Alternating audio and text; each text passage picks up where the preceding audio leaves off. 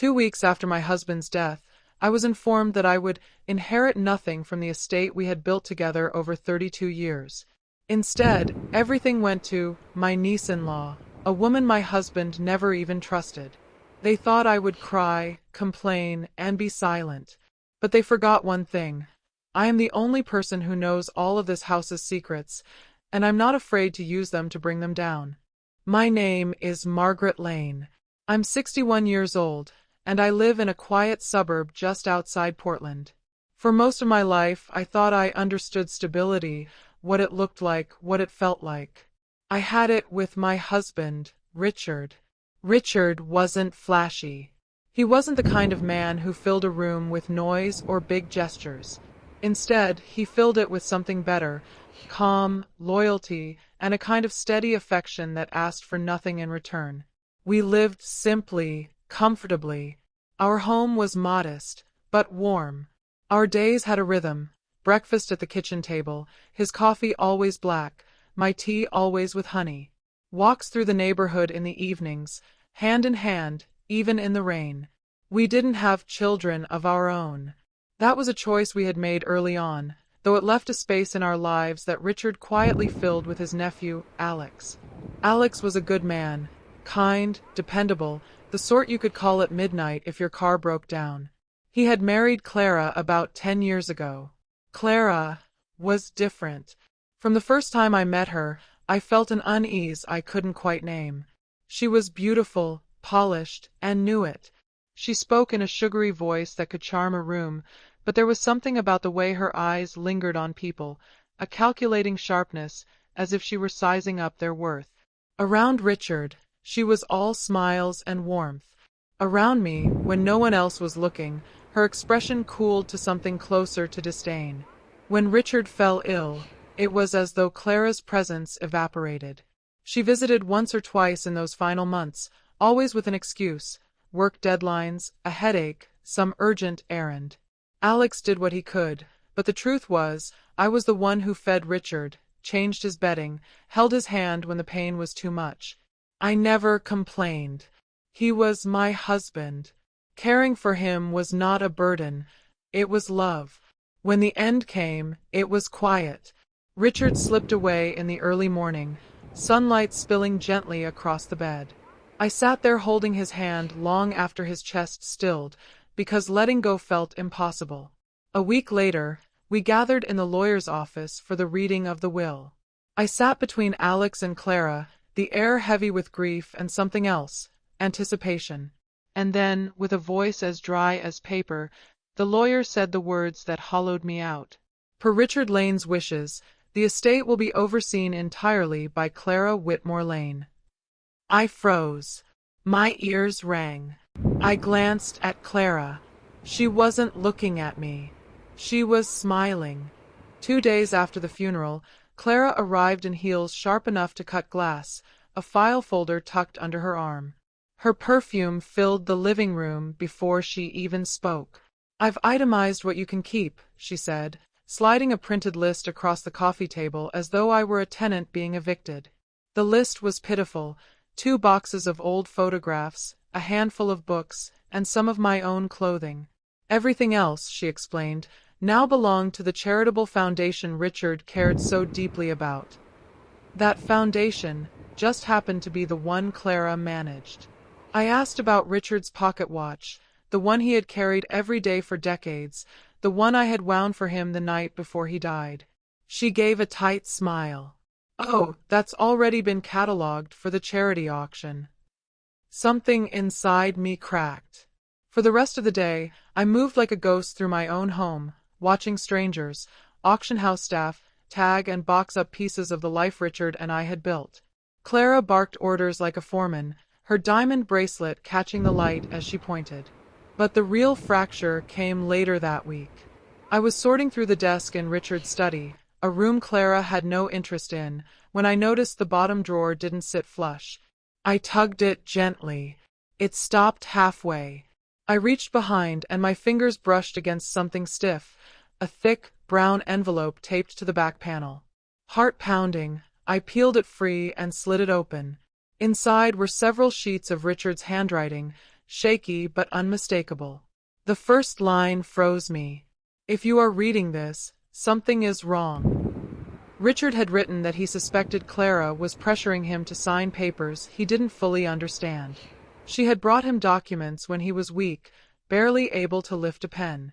He'd refused more than once, telling her he needed me present before making any changes. But he had also written something chilling. "I fear she won't take no for an answer. If a new will surfaces, it isn't mine." His last dated note was only a week before he died. And yet, somehow, a revised will had indeed surfaced, neatly signed and witnessed, conveniently leaving Clara in full control.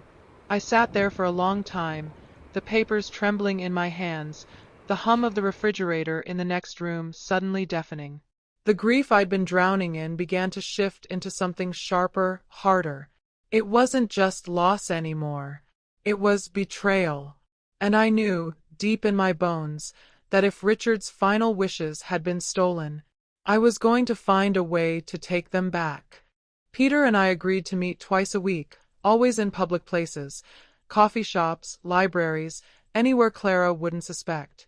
I was cautious. Clara had influence, and I wouldn't put it past her to keep tabs on me. The first step was building a timeline. We traced Richard's final months, hospital visits, Clara's sudden disappearances, the exact day the new will was supposedly signed. The more we compared, the more the puzzle pieces refused to fit. The will had been dated 3 weeks before Richard's passing, during a time when he was barely lucid, drifting in and out of morphine-induced sleep. I remembered holding his hand, trying to read him the newspaper, and watching his eyes flutter shut.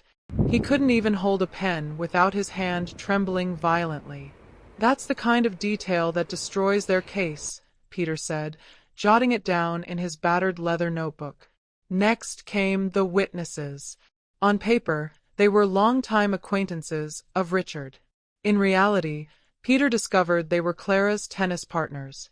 Neither had ever set foot in our home, let alone spoken to Richard.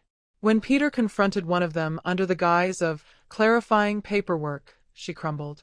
"Clara told us it was just a formality," she whispered, "that Richard wanted to make sure she had control over his charitable projects." She didn't realize she'd just admitted to signing something without the actual testator present, a legal bombshell. Then there was Lena Brooks. She was in her late 20s, soft-spoken, with the kind of eyes that shifted nervously even when no one was watching.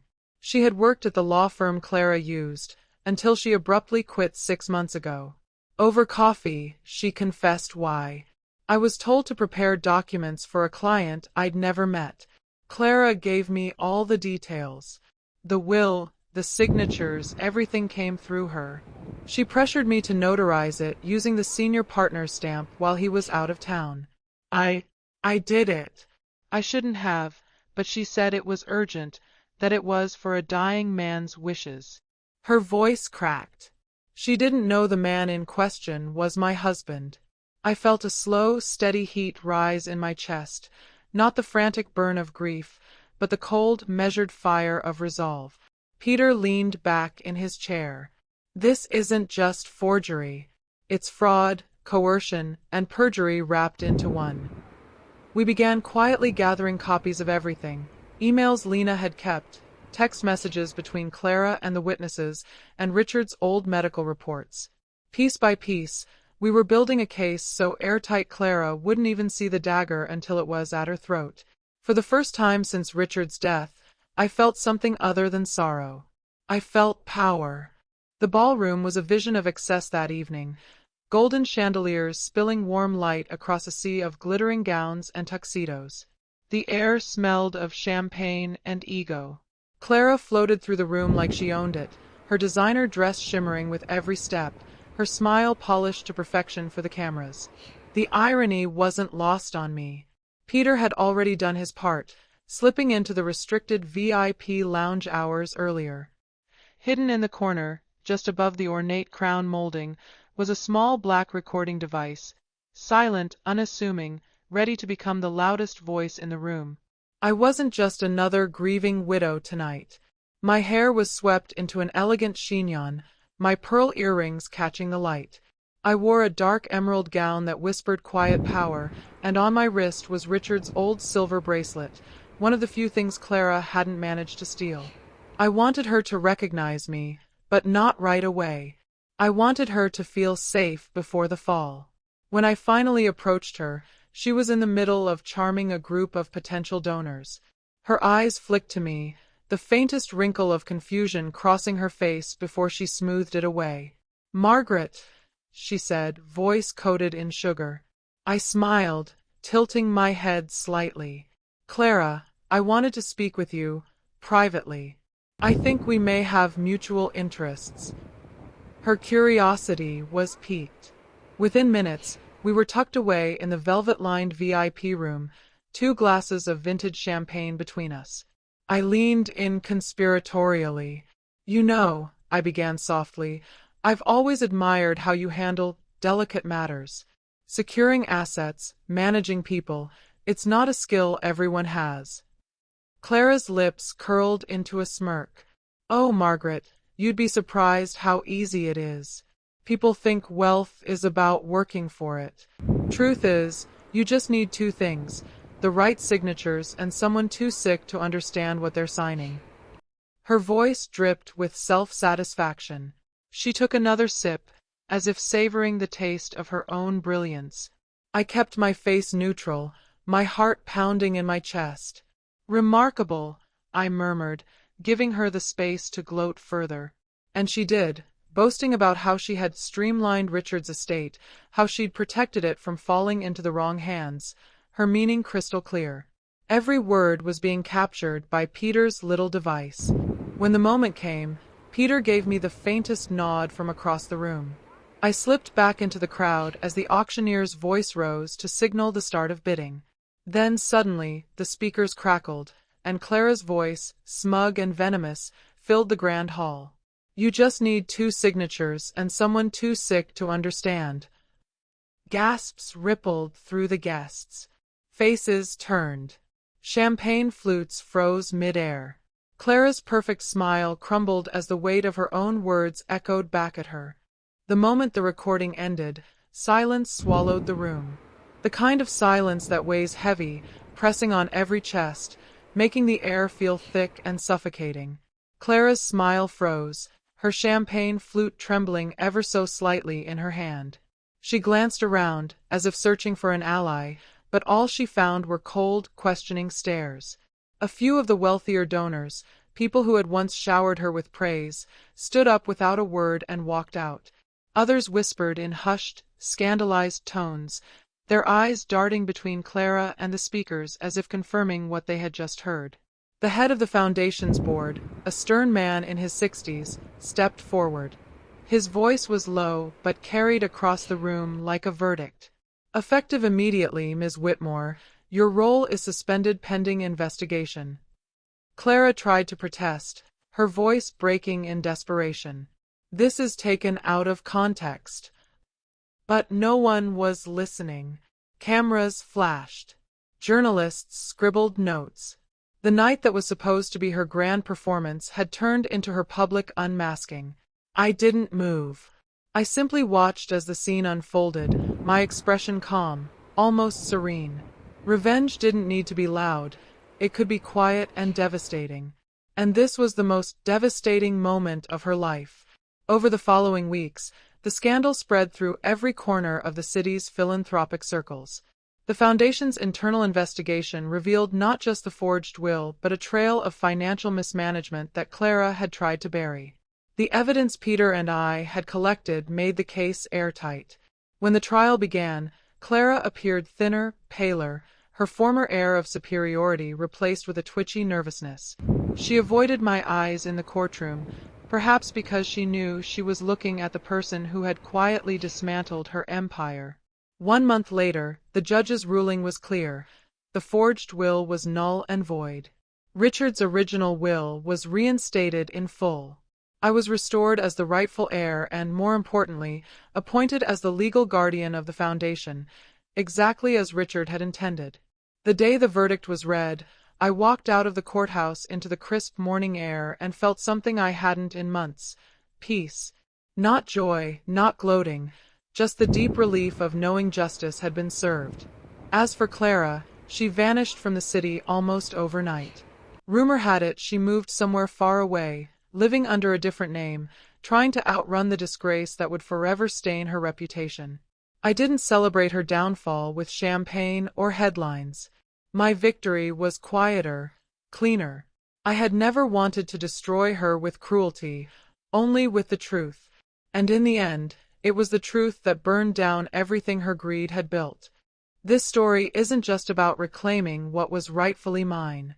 It's about the quiet, unshakable strength that comes from knowing your worth and protecting it, no matter who tries to take it away. Betrayal often comes from those we least expect, but it doesn't define us. What defines us is how we choose to respond, with clarity, with truth, and with the courage to stand tall when others try to pull us down. Have you ever been betrayed by someone you trusted, maybe even by your own family? Share your story in the comments. And don't forget to subscribe for more powerful stories of justice, resilience, and redemption.